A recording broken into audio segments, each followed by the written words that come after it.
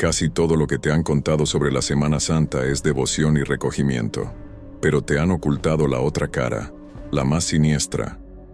Historias de apariciones en plena procesión y lamentos que no son de este mundo. ¿Estás listo para conocer las leyendas que la tradición oficial ha intentado silenciar?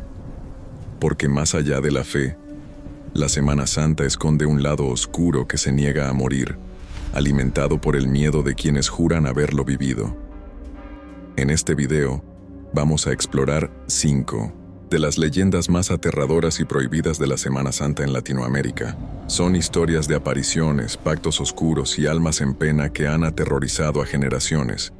Prepárate, porque vamos a descubrir lo que pasa cuando lo sagrado y lo profano se encuentran.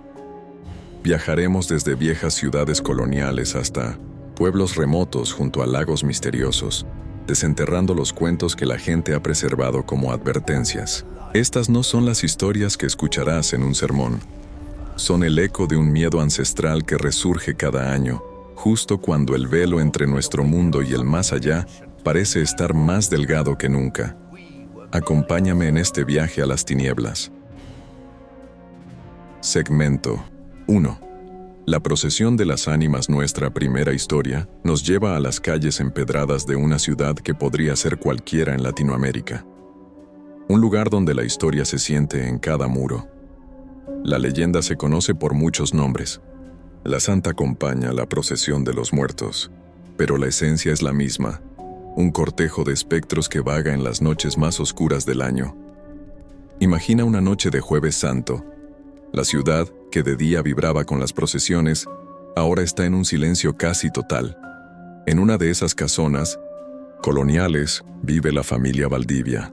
Don Ramiro, el padre, es un hombre de fe, pero su hijo mayor, Mateo, es un joven del nuevo siglo, escéptico y más fan de los libros de ciencia que de los rosarios de su madre.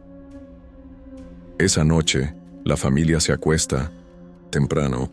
La advertencia de los abuelos resuena en la casa. En Semana Santa, las almas del purgatorio caminan entre nosotros.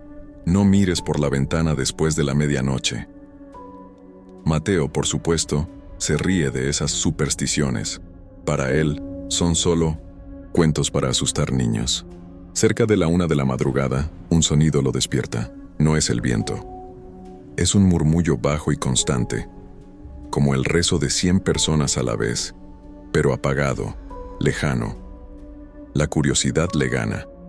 Ignorando el sudor frío que de repente le aparece en la frente, se levanta y se asoma a la ventana de su cuarto, que da a la calle principal. Al principio, solo ve la niebla que sube del empedrado, pero el murmullo se hace más fuerte, y con él, un olor penetrante a cera quemada y a tierra mojada llena el aire. Al final de la calle parpadea una luz. No, no es una. Son docenas de lucecitas, como velas, que avanzan lento hacia él. El corazón de Mateo se desboca. Lo que ve no tiene ninguna lógica. Una procesión avanza por la calle desierta. Figuras altas y encorvadas, cubiertas con túnicas oscuras y capuchas que les tapan la cara. Caminan en 2 filas perfectas, cada una con una vela cuya llama no parpadea, una luz pálida y enfermiza. Con un horror que le sube por la garganta, se da cuenta de que algunos no llevan velas, sino fémures humanos, y en la punta de los huesos arde la misma llama antinatural. El cortejo se mueve en un silencio de tumba, roto solo por el rezo ininteligible y el tintineo de una campanita que lleva la figura de adelante. Conforme se acercan, un frío que no es de este mundo se filtra por el cristal y le cala hasta los huesos. Mateo quiere apartar la vista, quiere gritar, pero está paralizado, hipnotizado. Entonces, la figura que lidera la procesión se detiene, justo debajo de su ventana. Lento, como si supiera que él está ahí, levanta la cabeza. Bajo la capucha no hay rostro, solo un vacío. 2 cuencas negras que parecen absorber la luz y el alma. Y desde esa nada, Mateo siente una mirada que lo atraviesa y le hiela la sangre. La figura levanta una mano huesuda y le hace una seña, invitándolo a unirse. Ahí fue cuando el terror rompió su parálisis. Mateo se tira hacia atrás, lejos de la ventana. Se tapa los oídos para no oír el murmullo, cierra los ojos para borrar la imagen de esa no cara. Se queda ahí, temblando en el suelo, mientras el olor a cera y el frío se desvanecen. No sabe cuánto tiempo pasa hasta que el primer rayo de sol del Viernes Santo lo encuentra en un rincón, con la mirada perdida y el pelo, antes negro, ahora lleno de mechones blancos. Nunca volvió a ser el mismo. El joven escéptico murió esa noche en la ventana.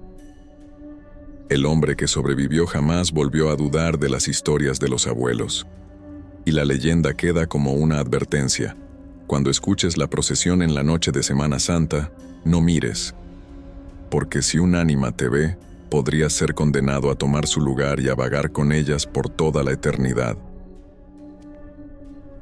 Transición. Si encontrarse con los muertos es aterrador, espera a oír qué pasa cuando alguien, desesperado, busca a propósito a las fuerzas oscuras en días santos. Nuestra siguiente historia nos lleva a la Guatemala del siglo XVIII, donde se dice que el diablo esperaba para cerrar tratos en la noche más vulnerable del año. Segmento 2. Los viernes del diablo y el pacto del árbol de la Mate en el corazón. De la ciudad de Guatemala, donde hoy hay una plaza muy concurrida, antes había un árbol enorme y antiguo, un gran amate. La leyenda, que tiene rastros en documentos de hasta 1779, cuenta que no era un árbol cualquiera. Se decía que era un portal, un punto de encuentro para los que eran lo suficientemente valientes o desesperados para invocar al diablo. La historia más famosa es la de un tal Diego Castillo, un joven de origen humilde pero consumido por la ambición. Veía la riqueza de los demás y la envidia lo carcomía. Estaba harto de ser pobre. Los rumores del barrio le llegaron como una promesa.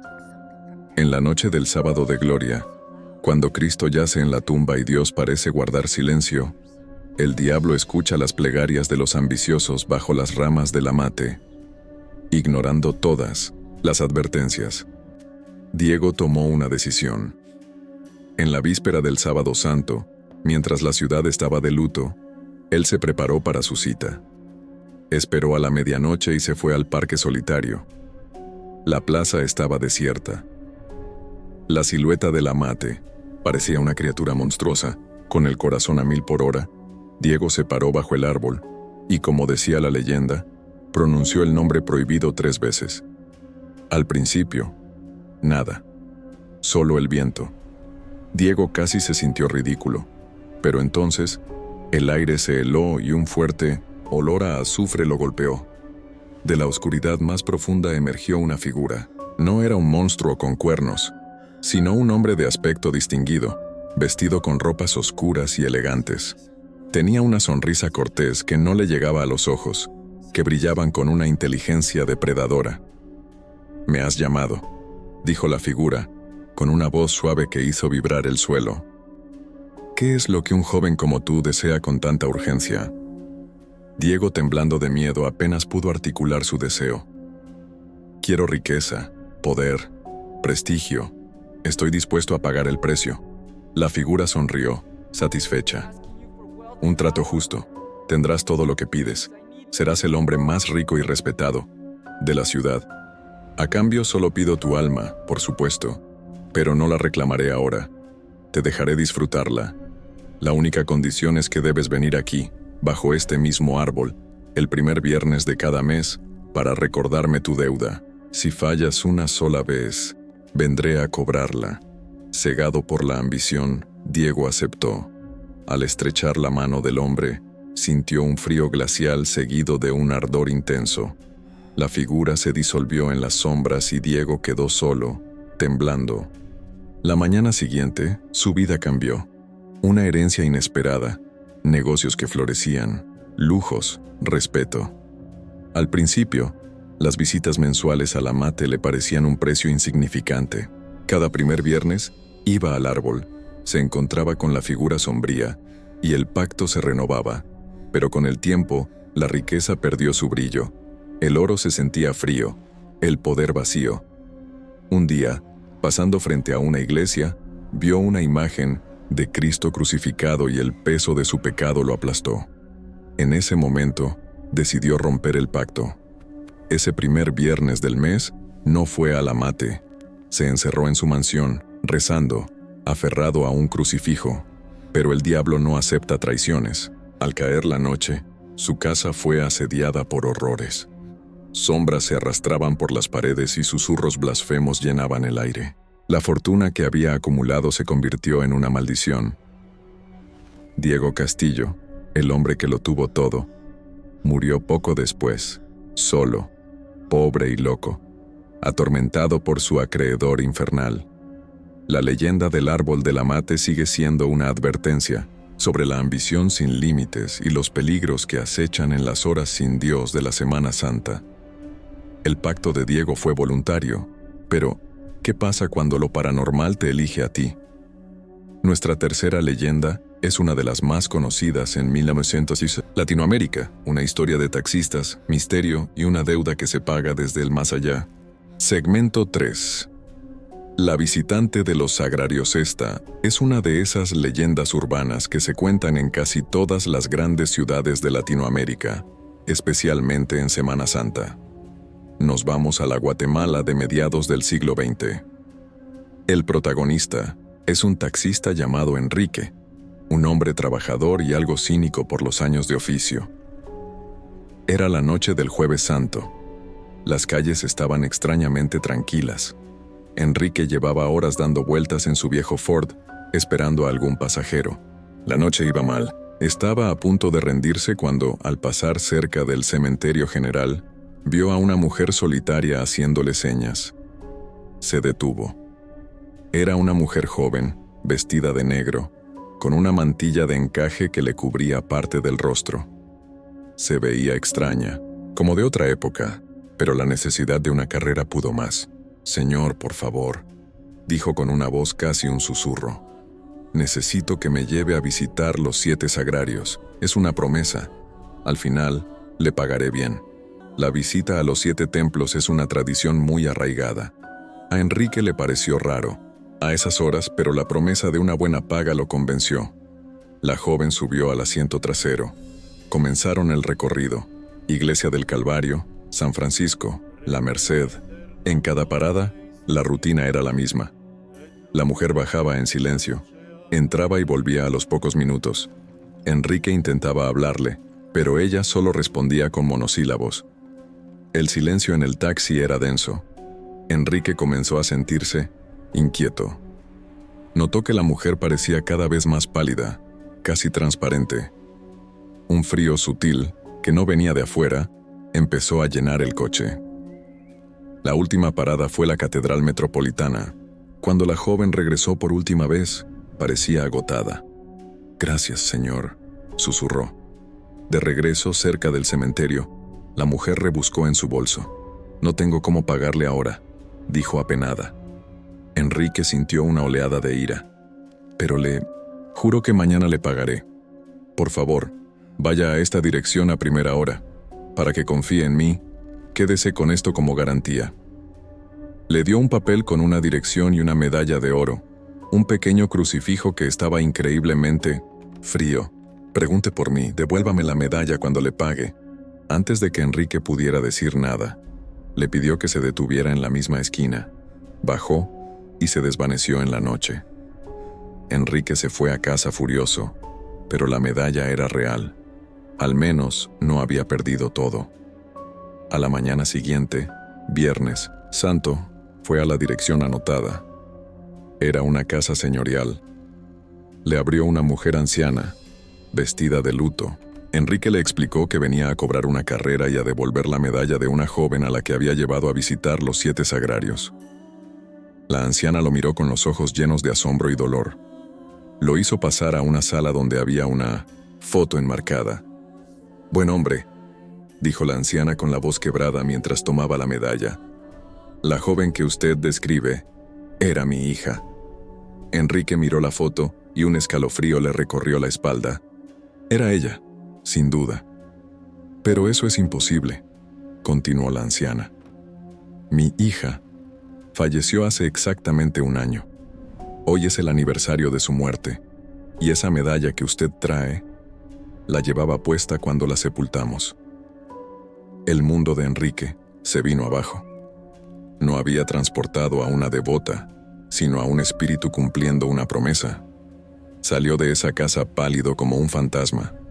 La leyenda cuenta que Enrique abandonó su taxi ese mismo día y que el terror de esa noche lo persiguió, hasta la locura, un recordatorio de que en Jueves Santo nunca sabes a quién puedes subir a tu coche.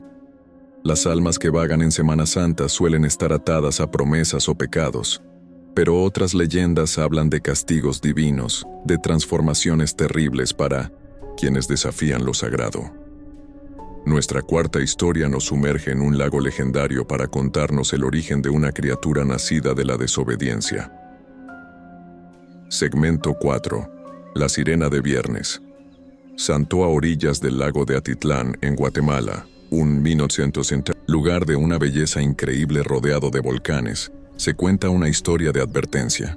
Existe la creencia, extendida por toda Latinoamérica, de que está prohibido bañarse en un río o lago en Viernes Santo. Se dice que es un día de luto absoluto y que quien se atreve a profanarlo con algo tan mundano como nadar, se arriesga a convertirse en pez, o peor, en una sirena. La leyenda habla de una joven llamada Alba Lucrecia. Vivía en San Lucas, Tolimán, y era famosa por su belleza y su rebeldía.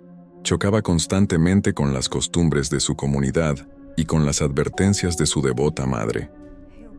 Conforme se acercaba la Semana Santa, su madre le insistía: «Hija, recuerda, el Viernes Santo es de recogimiento. Por nada del mundo te acerques al lago a bañarte. Es un gran pecado y Dios castiga la desobediencia». Alba Lucrecia se burlaba de esas creencias. El calor era sofocante y la idea de sumergirse en las aguas frescas de Atitlán era demasiado tentadora. Llegó el Viernes Santo. El pueblo estaba en un silencio solemne. Mientras su madre rezaba en casa, Alba Lucrecia se escabulló y corrió a una cala escondida que solo ella conocía. El lago estaba en calma. Sintiendo una emoción transgresora, se desnudó y se zambulló en el agua. Nadó hacia el centro de la bahía, riéndose de los miedos de su gente. Se sentía libre, poderosa. Pero entonces, algo empezó a ir mal. Sintió un calambre agudo en 1900 en las piernas. Intentó volver a la orilla, pero no le respondían. El dolor se hizo horrible, como si sus huesos se estuvieran fusionando. Gritó, pero el sonido se ahogó. Miró hacia abajo y el terror la paralizó. Sus piernas ya no eran piernas. Se estaban uniendo, cubriéndose de escamas brillantes. Su piel se transformaba en la de un pez. Luchó, pero el cambio era imparable. Sus pies se alargaron hasta formar la aleta de una sirena. Cuando la transformación terminó, ya no era humana. De cintura para arriba, conservaba su belleza, pero de la cintura para abajo, era un pez. Intentó llorar, pero de su garganta solo salió un canto melódico y desgarrador. Su madre, preocupada, salió a buscarla. En la orilla encontró la ropa de su hija. Gritó su nombre desesperada. Como respuesta, solo escuchó ese canto sobrenatural que salía del lago. Por un instante, vio el rostro de su hija, con los ojos llenos de una tristeza eterna, antes de que se hundiera para siempre. La leyenda cuenta que el espíritu de Alba Lucrecia quedó atrapado en el lago. Se dice que en las noches de Semana Santa, los pescadores aún pueden escuchar su canto melancólico, un lamento eterno por la vida que perdió por desafiar la tradición. Espíritus, pactos, transformaciones. Las leyendas de Semana Santa nos muestran que lo sobrenatural se manifiesta de muchas formas. Pero nuestra última historia es mucho más reciente y trata sobre un objeto de fe que, en las circunstancias adecuadas, se convierte en un portal para el horror. Segmento 5. El crucifijo de medianoche. Nuestra última historia no se pierde en el tiempo, sino que ocurrió en un pasado más reciente, supuestamente en 2009. Es un relato que nos recuerda que el terror puede vivir con nosotros, en los objetos más cotidianos. Es la historia de cómo un crucifijo, símbolo de protección, se convirtió en una llave para el miedo en la noche del Viernes Santo. La historia se centra en la familia Rojas. Su casa tenía una particularidad. El patio trasero colindaba directamente con el muro del cementerio del pueblo. La abuela, una mujer de tradiciones, siempre había insistido en una regla. Durante toda la Semana Santa, un viejo crucifijo familiar debía colgar en la puerta trasera, la que daba al panteón. Es para que los muertos se queden en su sitio, decía la abuela muy seria. En estas noches, ellos caminan. El Cristo en la puerta les recuerda su límite. Los nietos adolescentes, David y Laura, siempre pensaron que era una excentricidad de la abuela. Obedecían por respeto, pero les parecía un ritual sin sentido. Ese año, la Semana Santa estuvo marcada por la tragedia. La abuela había fallecido un mes antes. En medio del dolor, nadie recordó la tradición. El crucifijo quedó olvidado en un cajón. Llegó la noche del Viernes Santo. David y Laura se quedaron despiertos hasta tarde. Cerca de las 2 de la madrugada, escucharon el chirrido lento y oxidado de la reja del patio al abrirse. Se quedaron helados. Estaban solos en casa. ¿Llamó a la policía?, susurró Laura, llena de pánico. David le hizo un gesto para que guardara silencio.